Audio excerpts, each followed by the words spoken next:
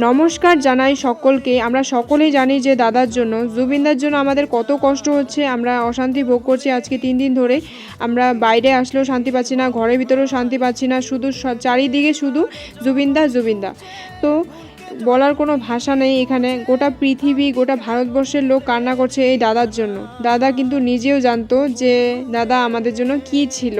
আর সেটা নিজের মুখেও বলে গিয়েছিল। আর দাদা এটাও বলেছিল, আমি মরলে আমার এই গানটা কিন্তু তোমরা গাইবে।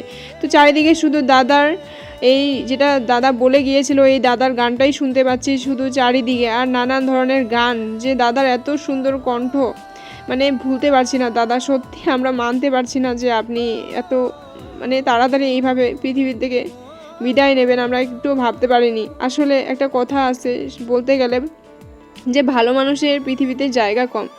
এটা কি সত্যি নাকি বুঝতে পারলাম না দাদা। দাদা আপনি যেখানেই থাকুন খুব ভালো থাকুন। আর শ্রদ্ধাঞ্জলি আজকে যখন আমি জানাতে গিয়েছিলাম দাদাকে, আমার খুব কষ্ট হয়, আমার হাতটা কাঁপে যে আমি দাদাকে দুটা মোমবাতি জ্বালাতে গিয়ে হাত কাঁপতেছিল, আমি দিতে পারিনি। কমসে কম 2 মিনিট আমাকে দাঁড়াতে হয়েছে, হাত কাঁপতেছিল। আমি খুব কষ্ট করে মোমবাতিটা লাগিয়ে দিয়ে আসছি। দাদা খুব মিস করছি দাদা। আমি একদম মানতে পারছি না মন থেকে যে আপনি আর এই দুনিয়াতে নেই। সত্যি দাদা খুব মিস করব আপনাকে। আপনি যেখানেই থাকুন খুব ভালো থাকুন, আবার ফিরে একবার আসুন।